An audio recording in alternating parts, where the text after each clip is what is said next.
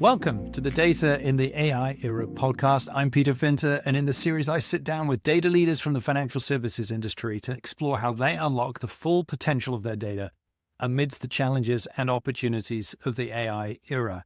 And today, we're asking a question that's suddenly become a lot harder to answer, which is, what does good performance look like in the age of AI?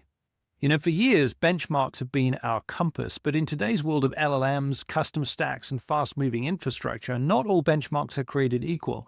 Some still guide us, but others might potentially send us in the wrong direction. So today, I'm delighted to welcome our guest, James Corcoran, who's head of AI at STAC, and is focused on shaping or reshaping how performance is measured so that it stays relevant, credible, and genuinely useful in the AI era. We're going to talk about what makes a benchmark actually useful, why the build versus buy decision or question for AI infrastructure is more nuanced than it looks, and what STAC's latest research reveals about when custom stacks start to deliver real economic payoff. So before we dive in, James, first of all, welcome. Thank you so much for joining us on the podcast today. Can you tell us a bit about your path to STAC and how you found yourself focused on these performance and infrastructure questions? What's been driving your thinking lately? Sure. Thanks, Peter, and thanks for having me on. It's great to be here. My path to STAC, started at KX. I worked for many years at KX, and you can't work at KX without being sort of deeply passionate about performance engineering and systems engineering, and looking at the performance of technology in capital markets from a systems level, application level, and that's exactly what STAC does. So it's very natural move for me being at STAC for a year, and really focused on performance benchmarking of technology in the capital markets industry, and that's everything from data platforms to sort of cloud, on-prem storage, networking, data center, and increasingly we're looking at the machine learning and AI stack, and helping customers figure out how best to set up their infrastructure as they scale their AI operations. Well, I think it makes absolute sense for us to start with talking about what is changing in the world of benchmarking. As I said in my introduction, the reality is that benchmarks, were pretty stable for quite a long time and gave people a very consistent and straightforward way of comparing systems and making decisions. But with the pace of change in AI and the complexity of these new stacks, it looks as if the old model might not fit quite as neatly. I wonder if you could start by giving us a perspective on what is different now, and what does that mean how do we need to rethink the way that benchmarking works in this new world? Yeah, I think that's true. It's a good question. I mean, if you look at the way benchmarking has worked over the years, it's been quite a technical challenge, and so you've got different technology platforms, different vendors making different claims about their products or their offerings, and the role of benchmarks is to assess those claims, and benchmark one platform versus another, or figure out how it's going to perform in a given environment, and everything really has sort of come back to performance. The way that's changing now is that performance is only one part of the story, right? There's efficiency, there's total cost of ownership, there's scalability, there's reliability, and all of those things can be benchmarked alongside performance. So that's one piece. The next is that when you get into the world of AI, all of the action really is on the model side of things and the quality, and so quality benchmarks. And sort of the way in which we assess how LLMs or agentic systems are producing their output, or making decisions, or delivering business outcomes. Those things can be benchmarked, but that's quite a different type of benchmark to assessing the performance of a technology platform. So we're getting involved in all of that space with customers, but it's a rapidly evolving space. Just thinking about when we talk about quality of output, it sounds like the work becomes increasingly focused on the way in which results are delivered and not just the results themselves. Maybe benchmarking historically was very much on that data output on, well, compare this, whether it's memory usage or whether it's query response time. These are the kinds of independent metrics that people were looking for. What is different about looking at qualities of models? Is it possible to create a like for like compare, or is it more about explaining the rationale for the outputs that are provided? Yeah, that's a good question. It's difficult. It's difficult. It's not straightforward because these models are inherently probabilistic as opposed to deterministic, and quite often the quality of output can be subjective. So there are sort of two reasons that they kind of make this sort of assessment quite difficult. That said, there are techniques, existing and emerging techniques such as LLM as a judge to assess the quality of an AI model, as one example. And all of these new techniques have pros and cons associated with them. One area, if we just sort of take a step back from that we're starting to look at quite closely is interpretability, because that I think is a key part of assessing how LLMs do the work that they do. And if you can interpret, explainable AI is uh, subsection of the literature, and we're working very closely with some big banks and hedge funds on the work that they're doing in explainable AI. So that, all that being said, I see a lot of firms in our industry focusing really, really hard on research into AI systems. How do they make decisions before they even get to assessing the quality of those decisions? And all of that research, I think, is foundational for putting these systems into production and eventually getting to a place where you're going to sort of trust an increasing amount of AI to run trading strategies or manage risk, or use sort of those sorts of use cases within the front office, as opposed to many of the use cases which I think have been piloted and brought to production successfully, which is in the sort of the worker productivity space. And I think customers are learning from those initiatives and bringing them in further into the sort of front office application space.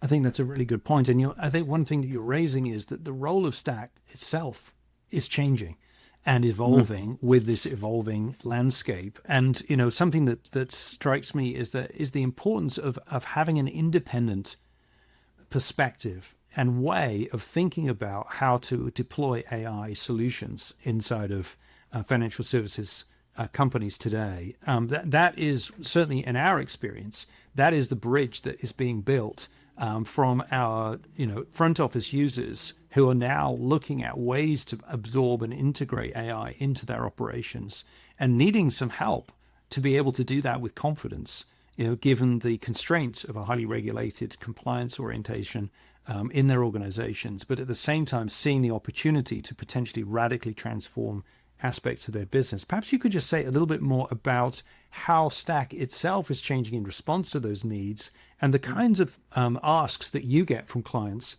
that you're helping them with, that would help to explain kind of where STAC can really play an important role.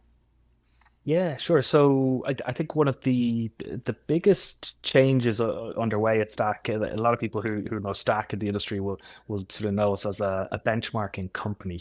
One of the biggest changes, I think, is that really we're focused on research as a whole, of which benchmarks plays an important role, but it's sort of one pillar of our overall research offering. And so we're starting to help customers answer slightly bigger questions than the types of questions that benchmarks alone can answer. I think benchmarks are very important for helping you sort of select technology platforms or even down select from a couple of competing offerings. But sort of the bigger questions we're helping customers think about is how should I think about scaling my GPU cluster on-prem, or when should I, build from my data center into the cloud and set up a hybrid environment, or should I be leveraging LLM based APIs, or should I build my own stack and manage it and govern it myself? So those are sort of the bigger questions that we're starting to address in our research. And it's probably one of the biggest changes that we have at STAC at the moment. I mean, just to focus a little bit on research that's current, from your most recent research, what do you think are the most striking findings that have emerged that perhaps were challenging the status quo, or what one might have imagined going in to the work? What came out the other side wasn't exactly as expected, and perhaps without STAC's research, we would not have reached those conclusions. Can you give any examples of recent research that would illustrate that point? Sure, I'll give you a couple of examples. So the first one is a subtle point, but an important one, and something that I think is probably often overlooked, right? And that is around the model serving platform. So model serving platforms are kind of like the workhorse of an AI stack. They sit underneath the model, and they're the things that sort of help you serve the model and deploy it and orchestrate an AI application. But they're quite often an afterthought. Different developers will have their own favorite model serving platform, and there's very little analysis done with respect to understanding the differences between model serving platforms. So we dug into this and we found a couple of interesting things. We looked at the two of the most popular ones with TGI from Hugging Space and VLLM. And it turns out one of them is better in terms of performance. VLLM gives you better latency, better throughput. It's faster, right? It's snappier. The model performance sitting on top is faster if it's served by VLLM. However, with TGI, it gives you a better, we call it a fidelity score. And fidelity, basically, it's really interesting. It measures the consistency or lack of consistency of a model based on the changes in the underlying infrastructure. So in other words, if you have a model running on one platform and you give it a set of prompts, you get back a set of answers. And then if you change the underlying infrastructure, maybe you add a GPU cluster, or you run it on-prem instead of in the cloud, and you ask it the exact same questions, you can get measurably different answers. And so there's a shift in fidelity, or difference in fidelity based on using one server platform versus another. And it's such an overlooked consideration when choosing your developer tools for a given stack. So that's one piece. I'd say, and another piece that we've contributed to recently, and this is sort of a bigger piece of research, is around the point at which economically it makes sense for you to self-host and manage an open source LLM in your own environment. Versus using an LLM off the shelf from a managed service provider, i.e. an OpenAI or a Claude, Anthropic or whatever. So that's a big decision to make at the enterprise level. And we've done quite a bit of work into modeling the point at which there's an inflection point, which it makes sense economically to go from one versus the other. What are typically, if you could share maybe, what typically you're seeing as the drivers that would indicate one path versus another? Because I think you're absolutely right. This is one of the most strategic decisions that we need to make as we're implementing next generation AI solutions. And if we pick the wrong path, for us, we could find ourselves spending time and money unnecessarily, or indeed not realizing the results that we were hoping for in the time frame that we were expecting. What kind of guidance would you give our audience to, and just at high level, to think through that kind of choice point? Sure. So, to get up and running quickly, undoubtedly, it's cheaper, easier, faster to go with a managed service type of LLM. So I'm thinking, ChatGPT Enterprise there, or Anthropic, or one of these models.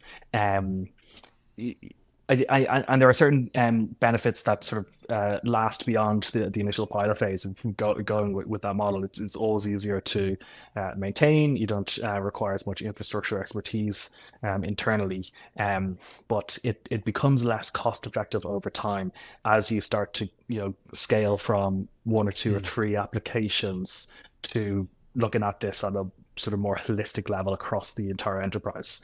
So if you're, CIO or CTO of a very large organization, and you're starting to think about hundreds of applications that are going to be infused with AI or LLMs or agentic systems, um, there's a point at which the unit economics start to lean quite favorably towards running an open source model in your own environment. And that could be on-prem or it could be in the cloud. And again, there's sort of different economics associated with each of those. But those are the things that you probably want to be thinking about at the outset of your project. The other thing that we've been researching, and here we're deep in the middle of research at the moment, so we don't have any concrete paper produced yet, but we're starting to look at semantic drift of LLMs from these model providers. So if you think about if you're going with a model provider that's provided as a managed service, and the model is sitting behind an API, and it might be upgraded, you might get a different model or a different version model every week or every month, it might be changing. You can measure how not just the output changes, but the way in which that output is delivered semantically.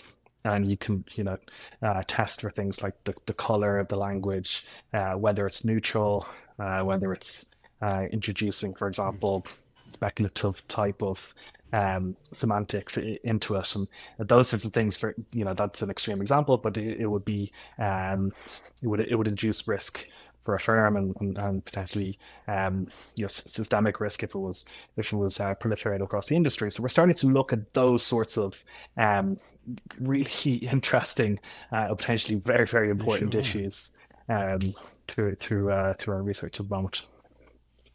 Just to pick up on a couple of points that you made there, fascinating stuff. This is really great.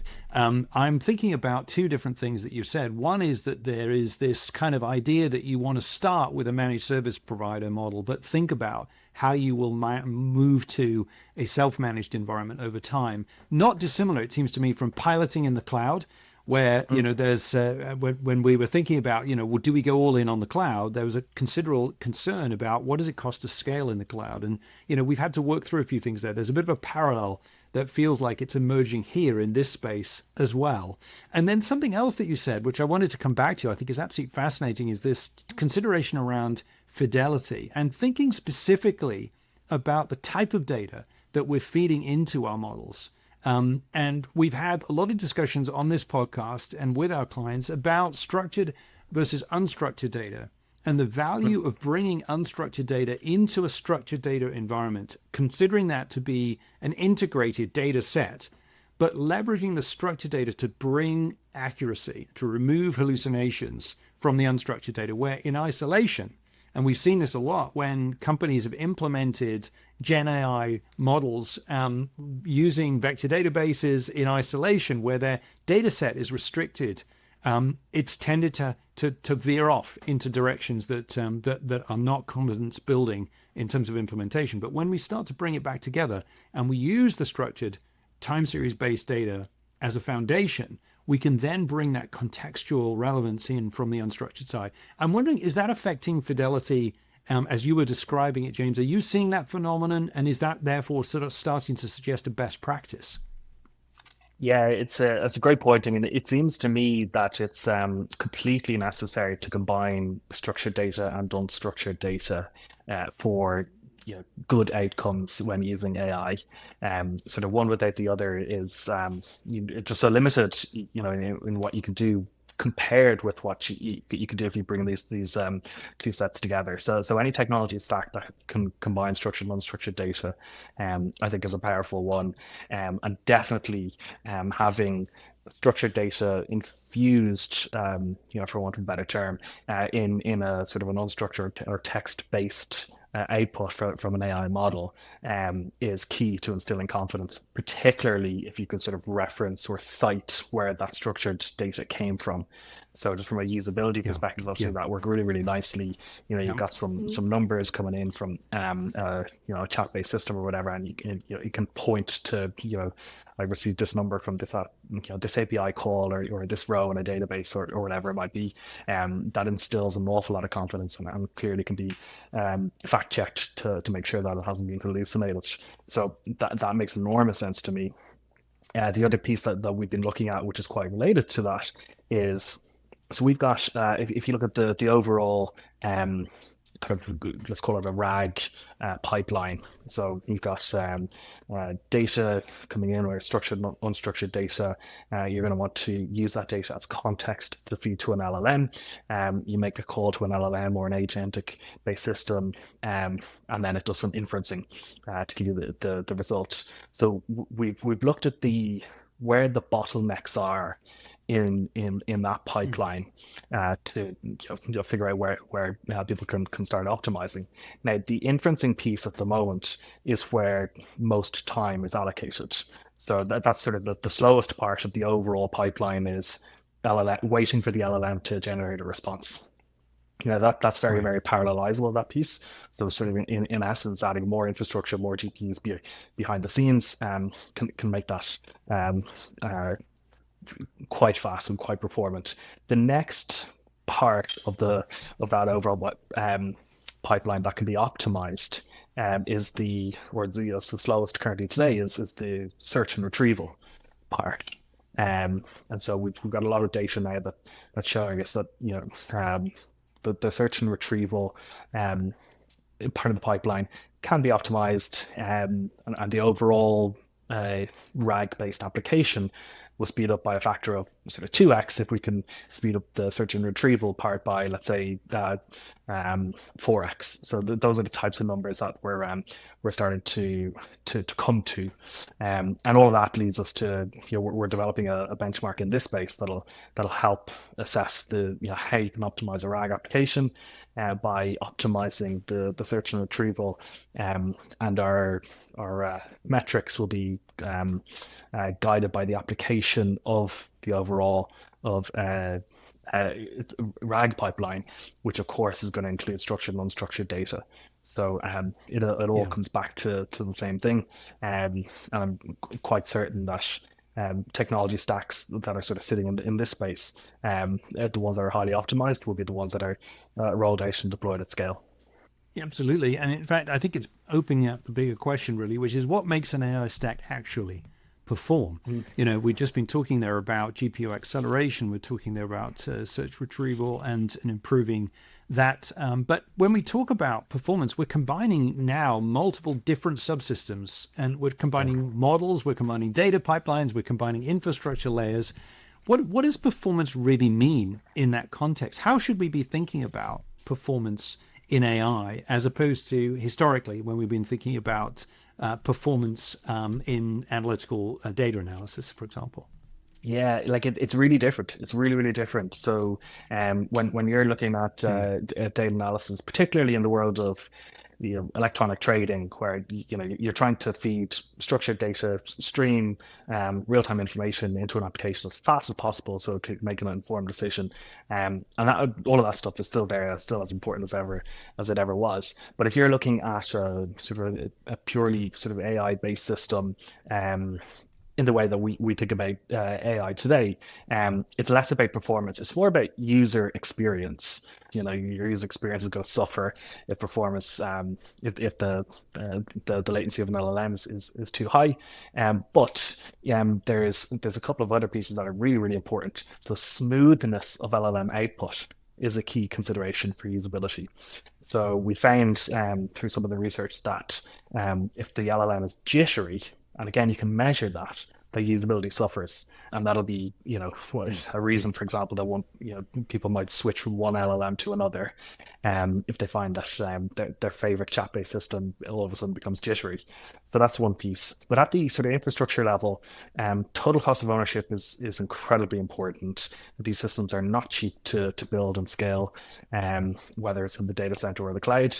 A lot of capital investment required up front, regardless of whether you're training models or not. Even if you're just in the inference game, it still requires investment. And then, of course, you've got power consumption and sort of the cooling elements of all of this. And we are being increasingly asked to measure power consumption, particularly because liquid cooling is becoming so important in data centers at the moment. So yeah, lots of things that are performance related, but yeah, it's a broader definition of the word performance than it has been in the past. James, I think you've raised a really important consideration here, which is around compute efficiency. I think one thing we're all recognizing, and certainly Jensen Huang over at NVIDIA is speaking directly to this trend, is that we're seeing increasing levels of investment in the underlying chips that support these models and the heavy compute activity that goes along with that. But when we think about what's getting, attention in capital markets as it pertains to AI and its application, compute efficiency feels like something that isn't really yet getting the attention it deserves, and yet it's crucial to building an economically viable platform for scaling these new AI applications. So I wonder if you could tell us a little bit more about how you're helping your clients think through the choices available to them. And is it really a one-way trip down the NVIDIA path, or are there smart ways companies can manage this in a way that makes both strategic and economic sense? Yeah, it's a good question, and it's interesting you mentioned Nvidia. But by the time this episode airs, we'll have released our latest benchmark on Nvidia GPUs. So we're quite excited about that. But the compute efficiency is a really important question. I would say that there are certain parts of the industry that are increasingly focused on this, and maybe it hasn't sort of reached the user, the application level quite yet. So if you're sort of a consumer of AI, whether it's on the retail side or within an enterprise, you may not be thinking about it, and that's fair enough. But at the hyperscaler level, at the data center level, the people building these platforms are really focused on compute efficiency. And you've got tremendous competition from the compute vendors and ecosystem in terms of how they can showcase the efficiency of their various offerings. And there are many options out there, including from the established players. Of course, NVIDIA is huge. Google have a great offering in TPUs as well. You've got AMD, but then you also have many smaller players and startups and scale ups that are raising a lot of money to compete in this space. So it's going to be really interesting over the next few years to see how the compute layer evolves. Lots of competition. It's going to be good for customers. The approach that we take though is not to measure compute just for compute's sake. So you won't see STAC benchmark, this compute offering versus that compute offering. In abstract terms, we always bring it back to a customer focused application. So let's say it's a risk management system that needs to run millions of simulations, and you need really powerful compute to do that. We will measure compute in that context. How many simulations can you run per second per core, for example? And those are I think that's the most effective way to assess not just competition but progress in this space. Yeah, James, I think that's very fair. It's all about real world use cases and being able to see that in the context of an actual application, not just in theory in the lab. And that's one of the big challenges you help your clients overcome. Um, James, I just want to thank you. This has been a fantastically rich discussion. And I'm wondering, just by way of closing, if you were speaking directly to a CIO or CDAO or a head of quant strategy right now, somebody that's making these big infrastructure decisions, what's the one thing that you would urge them to keep in mind? And especially as we shift from historical approaches to this new era of AI, what needs to change in the way that they think about infrastructure? I guess try and go past the narratives. The market is just so heated right now. You have so many different players offering very similar or competing offerings. So the sort of the model layer, at the sort of infrastructure layer, data center cloud, you've got different options in terms of how managed you want each layer of the stack to be. Many different decisions to make, sort of on a horizontal level and a vertical level across that stack. You've got to somehow figure out how to push past the narrative and get to sort of a data driven assessment in terms of how you're going to plan your build out and scale out of data and AI. I think a lot of the focus and attention is at the model level. Which model is better than the other one. New model upgrades, or getting existing models are getting bigger and better all the time. And you have small language models playing an emerging role in the space as well. But the broader piece, the disconnect between sort of the model and then the underlying data and or infrastructure. And I think if you look at the stack holistically, there are ways to ensure better performance. And like we talked about, the performance is not just speed of inferencing performance. It's a more holistic definition of the word. I think having a coupled view of the model and the application layer with the data and the infrastructure layer is really important. That makes total sense to me. And finally, if anyone listening today wants to start thinking more rigorously about performance, where should they begin? Well, we have lots of great research and tools on our website, stacresearch.com. We're our benchmarking tools we make available to all of the financial services firms in the industry, and the research. Vast majority of our research we make free and open and publicly available. But more broadly, I think you got to start with sort of assessing the AI ecosystem landscape, dissecting it between the different layers of the stack, and then understanding how you're really going to sort of crawl, walk, run, and as I mentioned earlier, the first piece is probably prototyping, using an off-the-shelf model, and eventually you're probably going to get to thinking about scaling and having increased amounts of ownership over the management and the running and the governing of the overall system. James, thank you again. It's been fantastic to get your perspective on what may well be the most significant shift in our industry and possibly in our lifetimes. Understanding the foundations on which we're building AI and how infrastructure decisions impact real business outcomes is absolutely essential to all of us. And we're excited to continue the partnership with STAC, and we appreciate you sharing your insights today. And to our listeners as a whole, first of all, thank you for taking the time to spend with us. If you'd like to learn more about STAC, please visit stacresearch.com. That's STAC research.com for more of James's work. And to learn more about KX, come to kx.com to find out how we're partnering with NVIDIA and others to bring next generation AI solutions to capital markets. If you'd like to suggest an episode, a topic for a future episode, please email us at podcast@kx.com. Thanks for listening, and we'll see you next time.